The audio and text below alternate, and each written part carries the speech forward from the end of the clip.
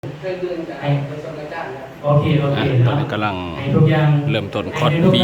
พี่เมทิกสองต้องถามเราเพื่อพวกเรียนเก่าเริ่มต้นจากตั้งอาจารย์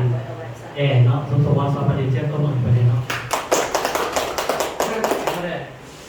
บอกดังพวกสมาธิบอกจำพวกปัจจัยพวกเขาก็เลือกวิธีส่วนคนนี้ต่างๆพอจะเป็นอย่างนั้นแต่เรื่เรื่อ อง ง เดี เดี ย ยว ว นี้อาจจะทวนคนเรียนเก่าก่อนจะครับคนเรียนใหม่ผมเป็นตาเด้อเลยนะว่าตกอยู่โดนกระตูนแล้วโอ้ยเดี๋ยวคนมันจะเรียนเก่งไงสบายดีเนาะสบายดีตอนเช้าตอนสิหรือว่าการศึกษาของเราเนาะมาจากเป็นจุดหมู่บ้านมาจากจุดที่นั่นเป็นต้นเราได้ทำไปเรื่องตัดซอยเรื่องสมมานี่เดี๋ยวบอกนี่เรื่องส่วนที่ผมฟังลูกครึ่งเนาะเอาการที่ว่าเข้าในศึกษาเนาะเรียกได้เอาความรู้จากทางประธานแต่จากอาจารย์เนาะการผ่านมาแต่เรื่องอาทิตย์สำหรับผู้ที่มากผู้ที่บ่มากที่ว่าแยกประธานเป็นผ่านเนาะแล้วในอาทิตย์เดียวเนาะก็คือว่าเพิ่นได้ให้ความรู้ตั้งแต่การส่วนคนเนาะหรือว่าทั้งด้านการโต้แย้งระหว่างลูกค้ากับพวกเฮาเนาะเป็นต้นว่าส่วนคนเนาะมันสิส่วนคนอย่างใดคือเป็นว่าส่วนคนสิคนมีอยู่3ประเภท3อย่างเนาะส่วนผู้ที่1ก็คือส่วนมาซื้อเครื่องขายเครื่อง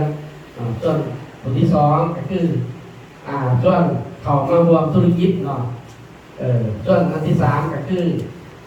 ส่วนเขาจะมาเป็นตัวแทนจะสั่งแหละคนเรานั่นเขาสมัครแบบใดเนาะอันนี้เขาคือคอยเรียนคอยศึกษาเหมือนกันข้าพเจ้าเองยืนกับข้าวไปเนาะเพราะว่าบางคนก็มักใส่ซื้อกินซื้อเนาะบางคนก็อยากเห็นอยากทำมันเน่าแต่บางคนก็อยากความสำเร็จแต่สั่นแหละถ้าว่าเราสิส่วนคนบางทีซื้อกินครับแต่เห็นอยู่ที่1 2ห่างเนาะถ้าว่าผู้ที่อยากรวมธุรกิจหรือว่าอยากเห็นคือเฮาก็เป็นส่วนอยู่ SML เนาะ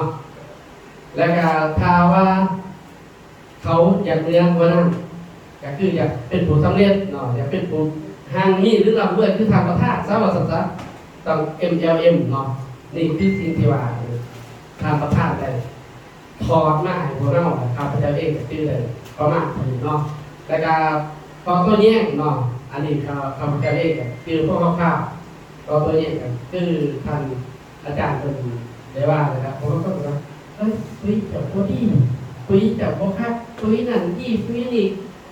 พวกครับผมก็สิว่าจะอะไรเป็นการเรียนต้นเป็นแต่คนละสูตรคนละแบบเนาะแล้วก็คนละบริษัทจะสั่งอะไรล่ะมื้อนี้เราเพิ่นจะต่ออีกเราได้ต่อตัวอย่างนี้แหละเพิ่นจะสอนให้พวกเราเลยครับผมเนาะข้าพเจ้าจะให้ต้นพวกกันทุกเรื่องเลยต้องมีครับขอบคุณขอขอบใจครับทางตรงสมรสอนมาดีนะที่ว่าเป็นถึงมากทวนบทเรียนเก่าเนาะที่ว่าเอาเรียนไปบางทีก่อนนะเนาะแล้วก็ข้าพเจ้าก็สิขออีกแค่คนหนึ่งเนาะถึงมาบอกอีกจากขาดขอที่เชิญท่านทางเราอยากเลยถึงมาประกอบกันที่เกิดเหตุส่วนเป็นบทเรียนเก่าเนาะวิธีการกำจัดตัวเรียนอะไรเอาคนเรียนที่ห้องเรียนไปบางทีก่อนเนาะเอาบริมาแล้วบริมาใช่ก็มาบริมาบริจิ้วอะไรเงี้ยไอ้พี่หน่อยไอ้พี่หน่อยบ้างเลยจะดีบอกเราแค่ตัวพนักงานตอนทำงานที่เราช่วงขึ้นบนยันเก่าเราต้องเห็นไปบางเห็นก่อนเราต้องมีความเข้าใจกำมันแบบใดเนาะระวัง1กับคือการกำจัดตัวเอง2กับวิธีต้นพดเอาตามบนยันเก่าตามที่ใหญ่เข้าใจครับ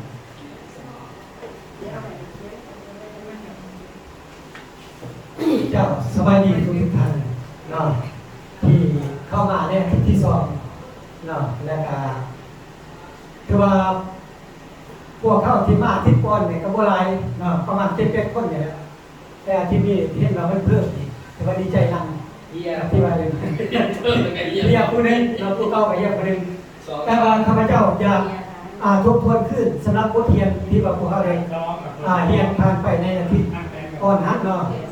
อีกตามความเข้าใจของข้าพเจ้าเนาะคือเป็นหลักๆกับเป็นว่าเกี่ยวกับการส่วนหรือว่าการเรียนเนาะการส่วนคนที่ว่าให้เฮ็ดอะไรให้เขาเจ้าอยู่นำเฮาเนาะก็แม่นว่าพวกเขาต้องสังเกตเนาะคนที่ว่าเฮาได้เข้าไปส่วนหัดเนาะแต่ว่าอยู่ในการส่วนนี่ก็บ่เนาะเนื้อจากกระดานอาจารย์สมสมรเพิ่นบอกไปเมื่อกี้แล้วฮะเนาะเพราะว่าการส่วนคนมันมีอยู่3ระบบเนาะระบบที่1ก็คือการส่วนให้เข้ามาซื้อใส่อยู่ในเรือนหรือว่าอยู่ในบ้านเขาเองเนาะ